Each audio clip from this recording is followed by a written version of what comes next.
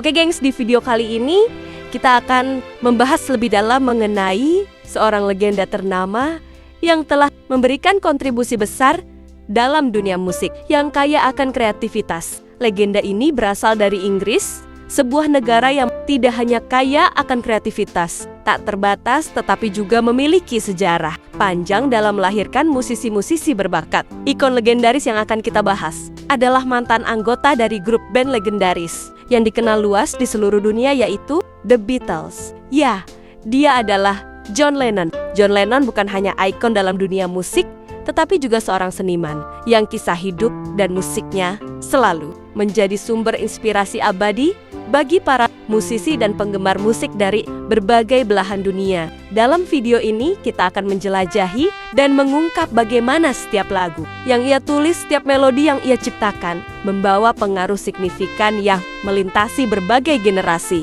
Pengaruhnya sangat luas, menjangkau lintas batas, budaya dan waktu, sehingga menjadi sesuatu yang lebih dari sekadar musik. John Lennon dikenal melalui lirik-liriknya yang penuh makna dan kekuatan, emosional yang mendalam, serta suaranya yang unik dan gayanya bermusik yang autentik dan revolusioner pada masanya. Melalui diskusi ini diharapkan kita dapat lebih memahami bagaimana seorang seniman sekelas John Lennon mampu meninggalkan jejak yang tak terhapuskan, bukan hanya dalam industri musik, tetapi juga dalam hati banyak orang, hingga saat ini membentuk bagian dari sejarah yang selalu dikenang.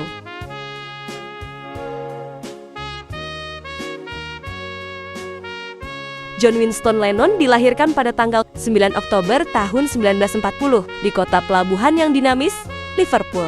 Sebagai putra sulung dari pasangan Julia Stanley dan Alfred Lennon, Alfred bekerja sebagai pelaut yang sering bepergian ke berbagai belahan dunia, sehingga jarang kembali ke kampung halamannya, Liverpool.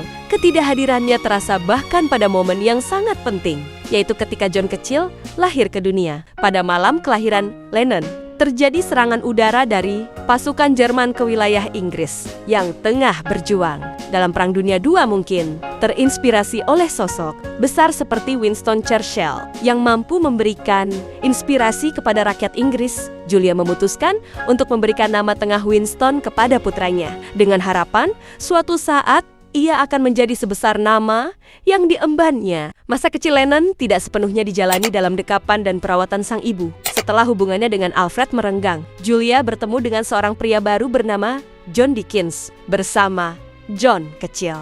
Mereka bertiga kemudian tinggal di sebuah apartemen kecil yang menjadi bahan perbincangan tetangga. Desas-desus ini muncul karena Julia masih terikat pernikahan secara sah dengan Alfred Lennon. Menanggapi kabar tersebut, Mimi Smith, kakak tertua Julia, yang dikenal tegas dan protektif, tidak ragu untuk membawa John kecil tinggal bersamanya. Ketika Alfred kembali ke Liverpool pada tahun 1946, ia berusaha memperbaiki hubungan dengan membawa John berlibur ke Blackpool. Namun, rencana damai ini berujung pada situasi emosional di Blackpool, di mana John dihadapkan pada pilihan sulit antara ayah dan ibunya. 2 kali ia dengan berat hati menyebut nama sang ayah, tetapi setiap langkah menjauh dari ibunya membuatnya berbalik dan berlari kembali ke pangkuan. Julia dalam isak tangis penyesalan, seakan tak siap melepaskan ikatan dengan sosok yang membesarkannya lebih dekat. Masa mudanya dihabiskan di bawah atap keluarga Smith bersama bibinya yang keras dan disiplin, Mimi, serta suaminya George. Meski demikian, kasih sayang ibunya tetap menjadi bagian penting dari hidupnya. Dengan Julia yang rutin mengunjunginya pada setiap kesempatan bersama, Julia memperkenalkannya pada musik. Dari petikan lembut banjo hingga dentingan piano yang kadang menggema di antara dinding apartemen, Julia percaya pada bakat Lennon dan memberikannya gitar pertama. Meskipun pandangan skeptis dari Mimi terus menghantui langkahnya, Mimi seringkali mengingatkannya dengan plakat emas bertuliskan, "Gitar memang oke, John, tetapi kamu tidak bisa hidup dari itu," sebagai pengingat kritik tajamnya yang kemudian memudar dalam kilau keberhasilan Lennon. Tragedi datang ketika ibunya, Julia, meninggal dunia akibat kecelakaan lalu lintas setelah tertabrak mobil di dekat rumah Mimi. Ironisnya, pengemudi yang merupakan seorang polisi dibebaskan dari segala tuduhan yang mungkin meninggalkan luka batin mendalam pada diri Lennon dan menyalakan bara anti penguasa dalam diri. Remaja 17 tahun tersebut hari-harinya di sekolah lebih sering dihabiskan sebagai badut kelas lebih suka membuat karikatur konyol guru-guru daripada meraih prestasi akademik yang cemerlang. Rekam jejak pendidikan yang suram membawanya ke Liverpool College of Art, tempat ia bertemu cinta pertamanya, Cynthia Powell. Sayangnya, bahkan di tingkat pendidikan lanjutan, keseriusan dalam belajar tampaknya masih menjadi hal yang sulit bagi Lennon. Akhirnya, ia memilih jalan yang berbeda dan meninggalkan pendidikan formal di sana.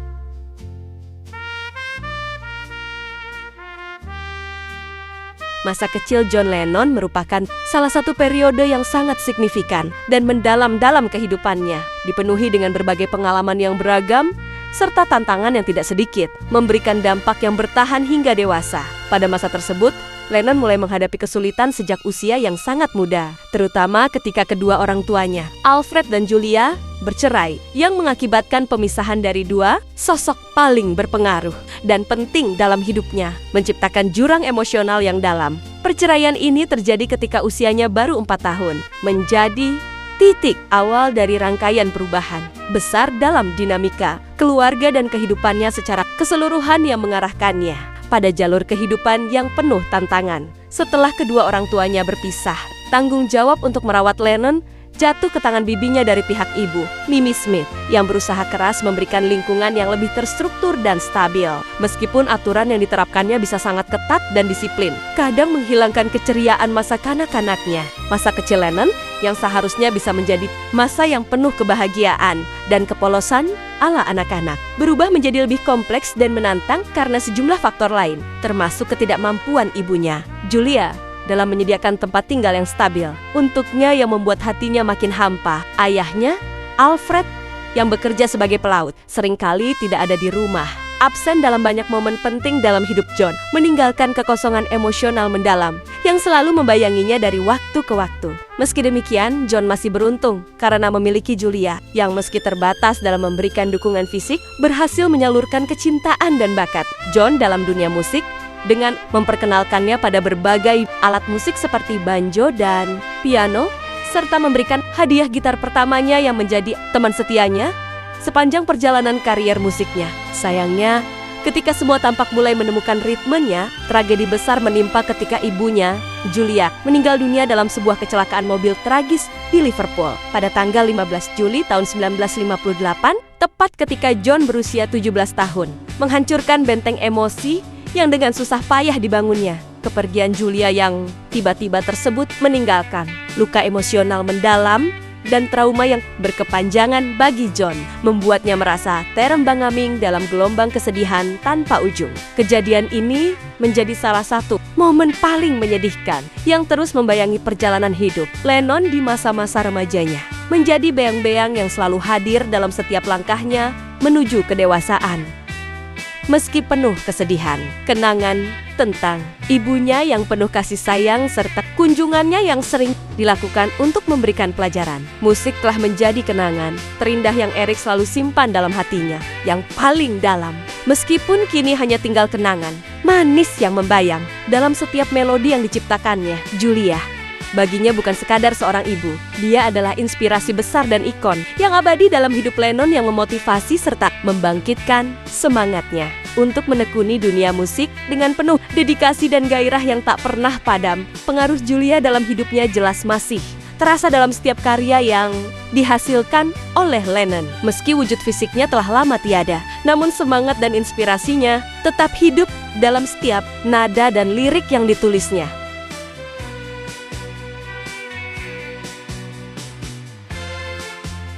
Setelah meluapkan masa-masa emosinya, masa remaja merupakan fase kehidupan yang syarat dengan perubahan transformatif dan dinamis, di mana banyak individu mengalami perkembangan signifikan dalam aspek fisik, emosional, dan spiritual. Bagi John Lennon, masa yang sangat berharga ini bukan sekadar transisi dari anak-anak menuju dewasa muda. Ini adalah periode di mana rasa ingin tahunya yang meluap-luap, membawanya ke berbagai petualangan baru, menggali berbagai aspek kehidupan, mempelajari hal-hal baru, dan terus-menerus mencari tahu mengenai dunia yang jauh lebih luas dari yang dapat ia bayangkan. Setiap langkah yang diambilnya tidak hanya menjadi bagian dari pencarian identitasnya, tetapi juga merupakan upaya menemukan tempatnya dalam komunitas dan masyarakat yang lebih luas dalam lingkungannya, yang kaya akan interaksi berharga dan pengalaman hidup yang bermakna. John menemukan lahan subur untuk mengembangkan minat dan bakat yang selama ini tersembunyi. Disinilah ia mulai membangun dan memelihara impian besarnya, memanfaatkan setiap kesempatan untuk mengasah keahlian baru dan menguji batasan yang ada. Rumah bibinya yang selalu dipenuhi dengan kehangatan dan perhatian tanpa henti, menjadi berkah tersendiri bagi John.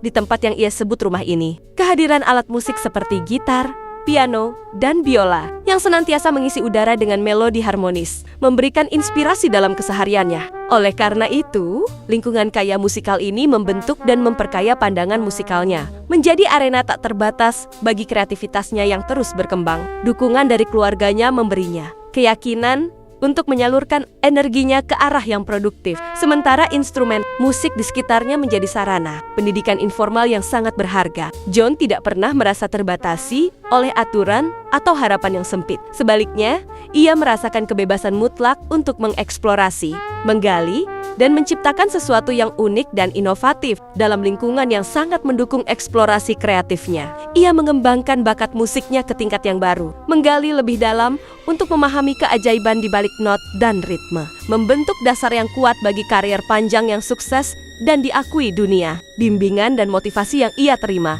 baik dari orang-orang terdekatnya maupun dari pengalamannya sendiri, memberikan fondasi kuat bagi pertumbuhannya sebagai musisi yang berpengaruh. Pengalaman masa remajanya ini tidak hanya membentuk perjalanan karier musiknya, tetapi juga meninggalkan warisan musikal yang bertahan lama, yang menginspirasi generasi mendatang untuk terus mencari dan memajukan batas kreativitas dan seni dalam musik. Perjalanan ini tidak hanya memupuk pertumbuhannya, tetapi juga menjadikannya ikon yang abadi dalam sejarah musik dunia, dihormati dan diingat atas kontribusinya yang luar biasa hingga akhir zaman. Meskipun John Lennon tidak pernah mencapai prestasi akademik yang gemilang selama masa sekolahnya dan seringkali mendapatkan reputasi kurang baik di kalangan teman-teman serta para gurunya, bakat artistiknya ternyata melampaui batas-batas dunia akademik yang kaku. Kemampuan luar biasanya dalam menggambarkan imajinasi dan visi artistiknya tidak dapat diabaikan oleh beberapa guru yang memiliki pemahaman tajam terhadap seni. Guru-guru ini dengan kepekaan untuk mengidentifikasi talenta tersembunyi dalam diri. Murid-murid mereka mampu mengenali potensi besar dan bakat luar biasa yang ada di balik penampilan dan sikap luar Lennon yang mungkin tampak tidak sesuai dengan konvensi sosial atau norma akademik saat itu. Salah satu guru tersebut dengan bijaksana melihat lebih dalam dan memahami bahwa Lennon memiliki potensi yang sangat besar. Pengakuan terhadap bakat yang luar biasa ini memberikan Lennon kesempatan yang sangat berarti dan berharga, sebuah peluang yang menjadi titik balik penting dalam perjalanan hidupnya. Ia diterima untuk belajar seni di Liverpool College of Art, sebuah institusi yang sangat prestisius, langkah signifikan dan krusial dalam menentukan arah masa depannya. Selain itu, ketertarikannya yang mendalam dan semakin berkembang terhadap dunia musik secara bertahap menuntunnya pada jalan yang tidak pernah ia bayangkan sebelumnya, sebuah jalan menuju ketenaran dan pengaruh global. Dengan semangat membara, keberanian luar biasa, dan tekad yang hampir tidak pernah padam, Lennon memprakarsai kelompok musik skiffle bernama The Quarrymen.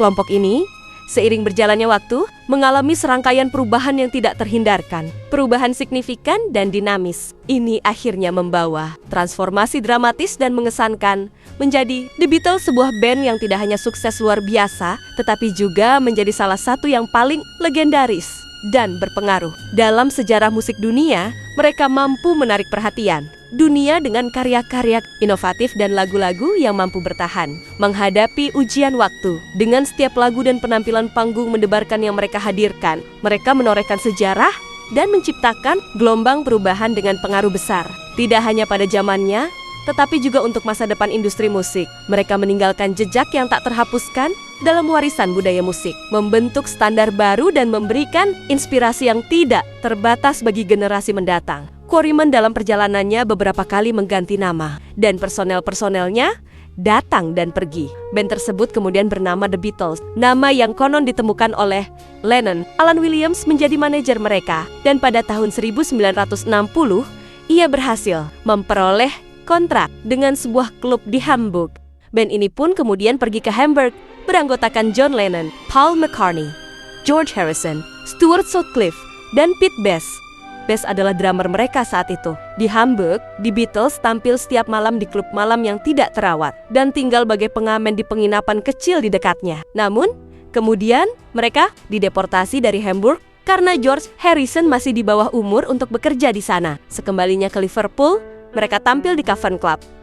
Di klub inilah The Beatles menjadi sangat terkenal di Liverpool. Setiap pertunjukan mereka selalu ramai dan panjang antriannya. Namun tak lama kemudian, pada paruh akhir tahun 1961, The Beatles kembali ke Hamburg dan merekam My Bunny bersama Tony Sheridan. Stuart Sutcliffe memilih untuk tetap di Hamburg bersama pacarnya, Astrid Kirchner. Ketika The Beatles akan pulang ke Liverpool, maka McCartney berganti posisi menjadi basis karena posisinya sudah ditempati oleh Lennon sendiri. Beberapa bulan kemudian, Sutcliffe wafat di Hamburg karena gangguan otak. The Beatles kembali tampil secara rutin di Cavern Club.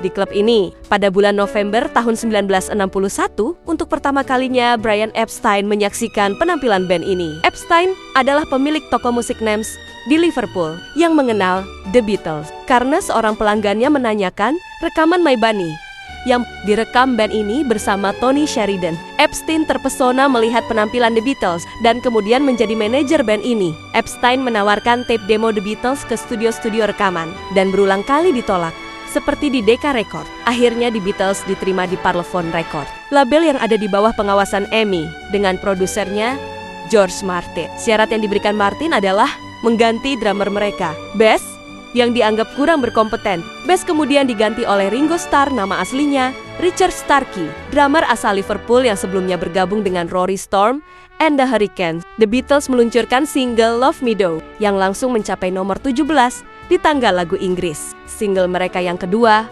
Please, Please Me, menjadi single pertama mereka yang mencapai peringkat teratas di tangga lagu.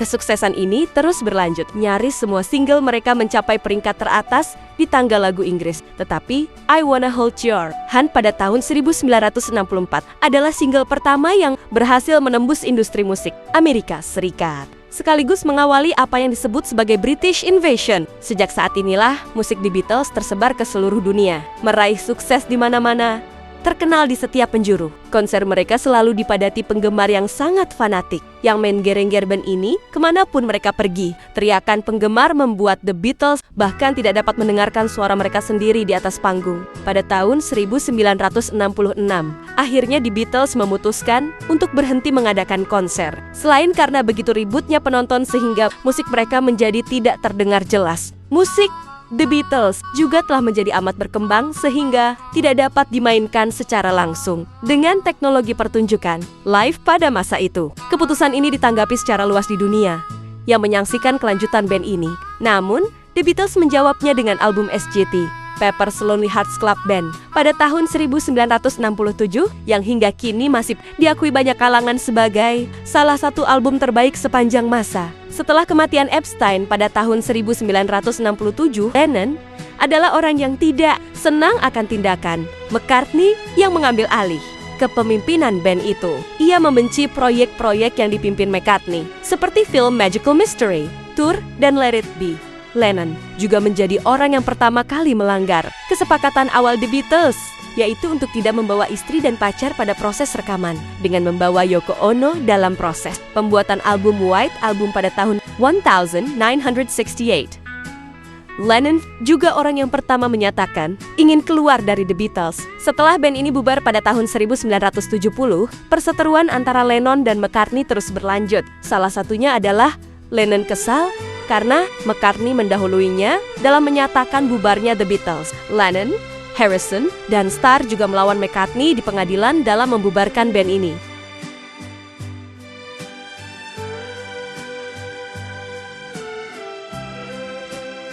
Pada masa ia masih menjadi anggota The Beatles, John Lennon bersama Yoko Ono, istrinya menghasilkan 3 album eksperimental, yakni Unfinished Music nomor 1, Two Virgins, Unfinished Music No.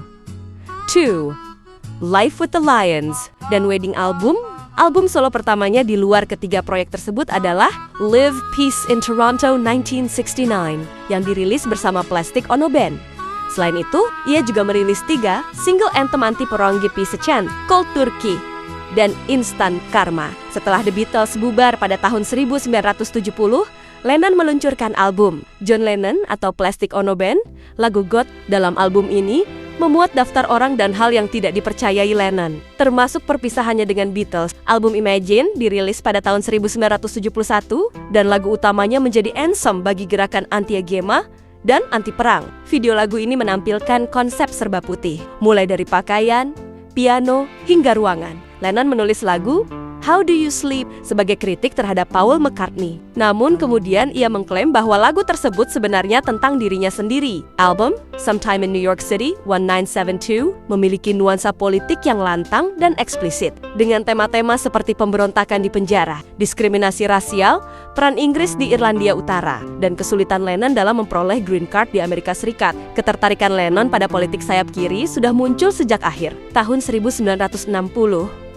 Pada tanggal 30 Agustus tahun 1972, Lennon bersama band pendukungnya Elephant's Memory tampil dalam 2 konser di Madison Square Garden, New York. Ini merupakan penampilan konser penuh terakhir Lennon. Lennon dan Ono sempat berpisah selama beberapa minggu, di mana Lennon pindah ke California dan menjalani periode yang disebutnya sebagai akhir pekan yang hilang, meskipun sebenarnya berlangsung sekitar 18 minggu. Pada tahun 1973, Lennon merilis Mind Games yang dikreditkan kepada The Plastic Ono Band. Ini adalah album solo pertama yang diproduksi Lennon tanpa keterlibatan Yoko. Lennon menulis I'm the Greatest untuk album Ringo Starr yang berjudul Ringo dan merekam versinya sendiri untuk lagu tersebut dimasukkan dalam album John Lennon Anthology. Pada masa ini, perilaku Lennon sangat tidak teratur, dengan banyak malam dihabiskan di tempat-tempat minum. Lagu-lagu dari periode ini terdapat dalam Mind Games dan Walls and Bridges menunjukkan nada permintaan maaf yang tampaknya ditujukan kepada Ono. Atas saran Ono, Lennon menjalin hubungan dengan May Pang sebagai asisten sekaligus kekasihnya. Lennon tampil sebagai tamu kejutan dalam konser Elton John di Madison Square Garden, di mana mereka menyanyikan Lucy in the Sky with Diamonds, Whatever Gets You Through the Night, dan I Saw Her Standing There bersama-sama. Ini adalah penampilan konser terakhirnya di hadapan penonton rock. Kebetulan, Yoko Ono hadir dalam konser tersebut, dan setelah bertemu di belakang panggung, mereka kembali bersama. Setelah penampilan tersebut, Lennon pergi ke Florida dan menandatangani pembubaran resmi The Beatles. Lennon kemudian kembali tinggal bersama Ono, dan mereka menantikan kelahiran putra pertama mereka. Pada tahun 1975, Lennon merilis album Rock and Roll yang berisi versi cover dari lagu-lagu artis lain. Meskipun album ini kurang diterima baik oleh banyak kritikus, lagu Stand By Me mendapat banyak pujian. Pada tahun yang sama, David Bowie mencapai posisi nomor 1 di tangga lagu Amerika Serikat dengan lagu Fame, yang juga ditulis oleh Lennon, yang turut mengisi vokal dan gitar, serta Carlos Alomar. Penampilan publik terakhir Lennon dalam acara musik terjadi di ATV pada 18 April tahun 1975, di mana ia menampilkan Imagine dan Slippin' and Slidin' dari album Rock and Roll. Pada 9 Oktober tahun 1975, bertepatan dengan ulang tahunnya yang ke-35, putranya, Shantaro Ono Lennon, lahir, dan Lennon pun memutuskan untuk berhenti dari dunia musik guna merawat putranya.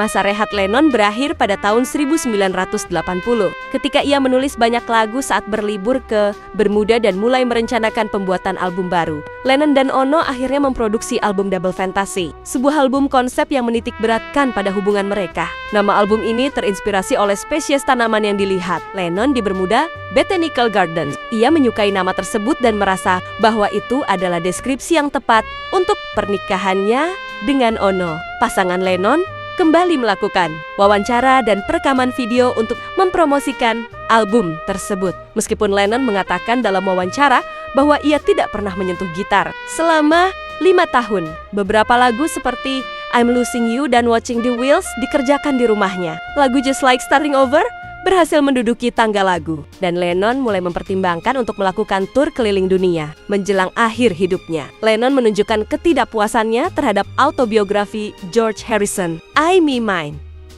Menurut Ono, ia juga merasa tidak senang karena lagu-lagu McCartney seperti Yesterday, Hey Jude, dan Let It Be lebih sering dinyanyikan oleh artis lain dibandingkan lagu yang diciptakannya. Pada salah satu wawancara terakhir yang dilakukan menjelang akhir hidupnya tepatnya pada bulan September tahun 1980. Hanya 3 bulan sebelum ia meninggal dunia, John Lennon mengungkapkan pandangan jujurnya bahwa selama ini ia memiliki sikap macho dan tidak pernah mempertanyakan pandangannya yang cenderung chauvinis terhadap wanita hingga bertemu dengan Yoko Ono. Hubungannya dengan Ono memberikan perspektif baru tentang kehidupan dan wanita. Lennon dikenal memiliki hubungan yang kurang akrab dengan putra pertamanya, Julian, sementara ia merasakan kedekatan emosional yang mendalam dengan putra keduanya, Sean, bahkan menyebut Sean sebagai kebanggaanku pada masa-masa akhir kehidupannya. Lennon lebih banyak berperan sebagai house band atau ayah rumah tangga dan menggambarkan dirinya lebih berperan sebagai istri dan ibu dalam keluarganya. Dengan Ono, Cynthia Powell pertama kali bertemu Lennon di Liverpool Art College sekitar tahun 1957. Terpesona dengan komentar, Lennon yang menyukai wanita berpenampilan mirip Brigitte Bardot. Powell mengubah warna rambutnya menjadi pirang untuk menarik perhatian Lennon. Hubungan mereka dimulai dari sebuah pesta kampus sebelum liburan musim panas, di mana Lennon spontan mengajak Cynthia ke pub, meskipun saat itu Cynthia telah bertunangan dengan pria lain. Ia menolak ajakan Lennon untuk berdansa, tetapi dengan jenaka Lennon menjawab, "Aku tidak memintamu untuk menikahku kan?" Meski sikap acuh tak acuh Lennon sepanjang pesta, mereka berbincang setelah pesta berakhir, yang akhirnya berujung pada hubungan pribadi di ruangan yang disewa Stuart Sutcliffe. Namun, sikap cemburu Lennon sering memicu perilaku agresif terhadap Cynthia, seperti saat ia memukul kepala Cynthia ke dinding setelah melihatnya berdansa dengan Stuart Sutcliffe. Ketegangan ini menyebabkan hubungan mereka terputus selama 3 bulan, tetapi akhirnya bersatu kembali setelah Lennon meminta maaf. Dalam perjalanan kisah cinta mereka, Cynthia mengunjungi Lennon selama 2 minggu di Hamburg pada tahun 1960. Meski kemudian pada tahun 1961, Lennon meninggalkan Cynthia untuk berlibur ke Paris dengan Paul McCartney. Pada pertengahan tahun 1962, dinamika berubah ketika Cynthia mengetahui dirinya hamil. Lennon melamar Cynthia, namun saat memberitahu bibinya, Mimi Smith, ia mendapat reaksi keras yang melarangnya. Meski demikian, Lennon dan Cynthia menikah pada tanggal 20 Agustus tahun 1962 di Mount Pleasant Register Office di Liverpool, tanpa kehadiran Mimi. Putra mereka, John Charles Julian Lennon, lahir pada tanggal 8 April tahun 1963 di Sefton General Hospital. Tetapi John tidak sempat melihat anaknya hingga seminggu setelah kelahirannya karena komitmennya dengan The Beatles. Pernikahan dan putra John dengan Cynthia disembunyikan dari publik karena kekhawatiran Brian Epstein bahwa hal tersebut dapat merusak citra John di mata penggemar Beatles. Dalam wawancara Cynthia pada tahun 1995, terungkap bahwa pernikahan mereka menghadapi banyak masalah, terutama karena tekanan dari ketenaran The Beatles dan jadwal tur yang padat, serta pengaruh buruk dari penggunaan narkoba oleh Lennon. Perpisahan semakin tak terhindarkan ketika Cynthia kembali dari liburan di Yunani dan mendapati Lennon bersama Yoko Ono. Lennon menelepon Cynthia dan mengatakan, "Aku tidak mengerti kenapa kamu pergi." Akhir hubungan mereka terjadi ketika Lennon menolak ikut dalam liburan keluarga. Kemudian tampil di media massa, terbuka dengan hubungannya bersama Yoko. Hubungan Lennon dengan Julian jauh dari dekat. Julian merasa lebih akrab dengan McCartney dibandingkan dengan ayah kandungnya sendiri. Bahkan Julian merasa sakit hati mendengar pernyataan ayahnya yang menyebutnya hasil dari malam pesta liar dengan whisky. Namun, Julian merasa memiliki kedekatan dengan McCartney dengan pengalaman bersama yang lebih banyak dibandingkan dengan ayahnya. Ketika John Lennon pindah ke New York pada tahun 1971, dorongan dari Maypang menyebabkan Julian akhirnya mengunjungi ayahnya di Los Angeles. Sejak saat itu, Julian mulai lebih sering bertemu dengan John, bahkan sempat bermain drum dalam lagu ya dari album Lennon, Walls and Bridges, untuk merayakan ulang tahun Julian yang ke-11. Pada tahun 1974, Lennon menghadiahkan sebuah gitar dan mendorong talenta musik Julian. Mengenai kedua anaknya, Lennon pernah berkata, "Sean adalah anak yang memang kami rencanakan," dan hal itu membuat banyak perbedaan. Tetapi, cintaku kepada Julian sebagai seorang anak tidaklah berkurang dibandingkan dengan Sean. Dia tetap putraku. Tak peduli dari belakang botol whisky manapun dia dilahirkan. Dia hadir di dunia ini, dan dia ada untukku selamanya. Kedua putra John Lennon, Julian dan Sean terus mengejar karier musik mereka masing-masing, melanjutkan warisan ayah mereka dan meninggalkan jejak dalam dunia musik. Setelah kehilangan sosok ayah mereka yang ikonik. Pada tahun 1973, terjadi sebuah peristiwa yang menjadi momen bersejarah dalam kehidupan pasangan seniman ternama Yoko Ono dan John Lennon. Momen ini dimulai ketika Yoko dengan pendekatan yang tidak konvensional mendekati May Pang, seorang asisten pribadi yang berperan penting dalam kehidupan mereka. Dengan permintaan yang unik, Yoko meminta May Pang untuk lebih terlibat dengan suaminya, John Lennon, tidak hanya untuk mendampingi, tetapi juga memberikan dukungan emosional dan memastikan segala kebutuhan John terpenuhi. Keputusan Yoko semakin dramatis ketika ia meminta John untuk meninggalkan rumah. John dan May Pang kemudian pindah ke Los Angeles dan masa mereka di kota itu sering dikenal sebagai The Lost Weekend. Meskipun nama tersebut mencerminkan waktu yang singkat, sebenarnya periode ini berlangsung lebih lama, hingga awal tahun ke-1975. Pada fase krusial ini, peran May Pang sangat signifikan. Ia membantu menghubungkan kembali John dengan Julian Lennon, putra dari pernikahan John sebelumnya, serta menjalin hubungan pertemanan dengan Cynthia Lennon, mantan istri John, yang memperlihatkan sisi kemanusiaan dan kehangatan hubungan interpersonal di antara mereka. Saat tiba di Hollywood, John Lennon segera melanjutkan karier musiknya dengan bekerja sama dengan Phil Spector, seorang produser legendaris, untuk pembuatan LP rock and roll yang menambah elemen baru pada portofolio musik Lennon. Terlepas dari prestasi profesionalnya, periode ini dikenal pula dengan sisi kelamnya, di mana John sering terlibat dalam aktivitas mabuk-mabukan dan pesta dengan obat-obatan terlarang. Ia bergaul dengan selebritas terkenal lainnya seperti Harry Nilsson, Keith Moon, Ringo Starr, Alice Cooper,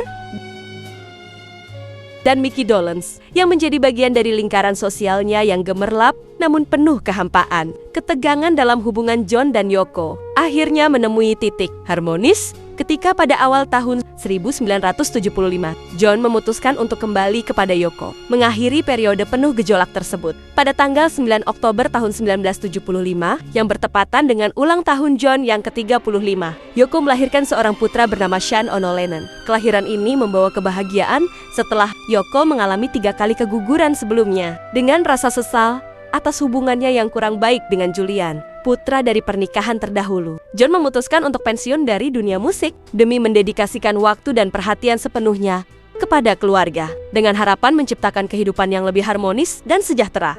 Masalah imigrasi John di Amerika Serikat yang selama bertahan-tahan penuh tantangan hukum dan politis, akhirnya menemukan resolusi pada tahun 1976. Setelah menghadapi berbagai intrik dan perselisihan dengan pemerintahan Richard Nixon, yang membuatnya diawasi oleh FBI. Hak imigrasi John diselesaikan pada masa kepresidenan Jimmy Carter. Momen ini ditandai dengan undangan bagi John dan Yoko ke pesta pelantikan presiden baru pada 20 Januari 1977 sebagai simbol akhir dari perselisihan hukum dengan pemerintah.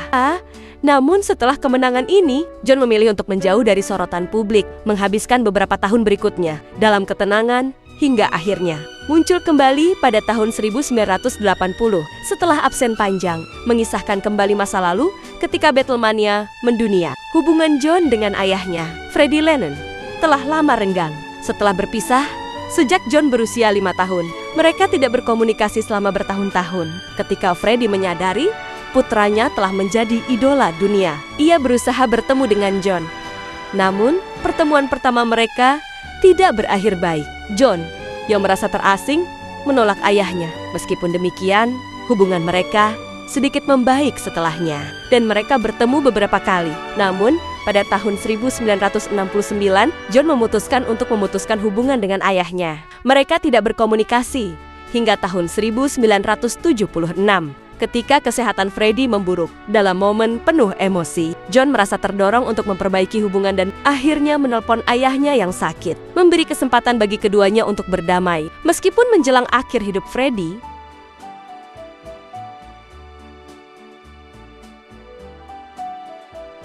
pada tanggal 8 Desember tahun 1980, dunia menyaksikan peristiwa tragis yang mengguncang dunia musik. Ketika musisi legendaris dan ikonik John Lennon salah satu pendiri grup band The Beatles yang sangat berpengaruh, meninggal dunia. Lahir pada tahun 1940 di Liverpool, Inggris. Lennon bukan hanya seorang musisi, tetapi juga aktivis perdamaian dan simbol budaya pop. Kepergiannya yang menyedihkan terjadi setelah ia didor 4 kali secara fatal oleh Mark David Chapman, seorang individu yang terobsesi dengannya, di luar apartemennya yang berada di Dakota Building, New York City. Chapman dilaporkan telah merencanakan penyerangan ini dengan teliti dan menunggu selama beberapa jam untuk melaksanakan niat buruknya. Setelah kepergiannya yang mendadak dan menyedihkan, abu dari jasad Lennon yang telah dikremasi diserahkan kepada istri tercintanya, seniman dan musisi Yoko Ono, yang juga seorang seniman berbakat dan dikenal dengan kolaborasinya bersama Lennon, memegang peran penting dalam hidup dan karya-karyanya. Dan ia harus menghadapi kehilangan yang sangat mendalam.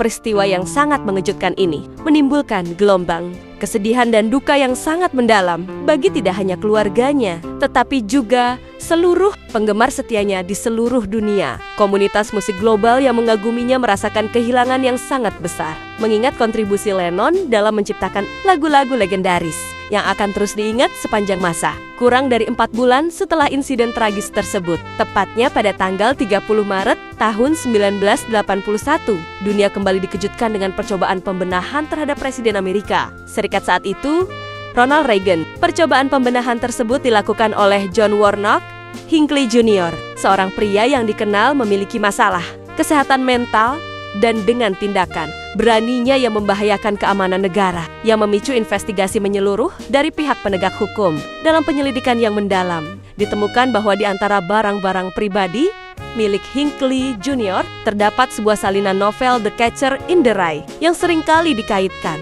dengan hubungan kontroversial terhadap perilaku penggemar yang sangat terobsesi terhadap figur publik. Mengingat buku ini juga ditemukan di tempat kejadian pembenahan Lennon. Penyelidikan lebih lanjut mengungkapkan bahwa Hinckley meninggalkan pesan suara di kamar hotelnya di mana ia mencurahkan rasa berkabungnya yang mendalam atas Gis Lennon, mengungkapkan kalimat, "Salah satu idola saya di benah, dan sekarang Jodie Foster, satu-satunya yang tersisa." Pernyataan ini menggarisbawahi obsesinya yang kuat terhadap aktris muda Jodie Foster yang kala itu baru memulai karirnya. Dan Hinckley bahkan menambahkan bahwa apapun yang mungkin saya lakukan pada tahun 1981 akan semati-mata demi Jodie Foster.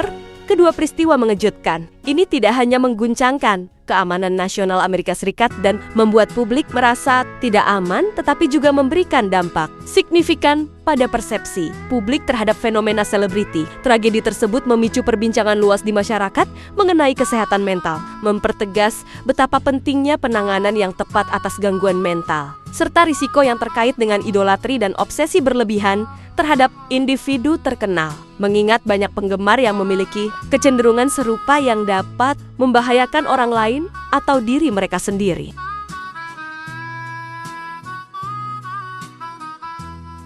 Biografi John Lennon yang telah ditulis dalam berbagai versi dan sudut pandang umumnya mengakui dan menyoroti kekuatan Lennon sebagai pemimpin dari grup musik dunia yang paling bersinar dan fenomenal pada era 60 hingga 70-an, yaitu The Beatles. Ketokohan dan kepemimpinannya dalam grup ini mendapatkan pengakuan luas selama masa kejayaannya, menjadikan Lennon sebagai figur sentral dan inspiratif di dunia musik. Hal ini semakin terbukti ketika The Beatles akhirnya bubar pada tahun 1970, yang ironisnya justru memompa karier Lennon sebagai seorang solois untuk melesat lebih tinggi. Kepiawaiannya dalam menciptakan lagu penuh makna dan emosional semakin cemerlang ketika Lennon merilis salah satu dari sekian banyak hitsnya yang kemudian dikenal oleh semua kalangan sebagai himne perdamaian dunia, yakni Imagine.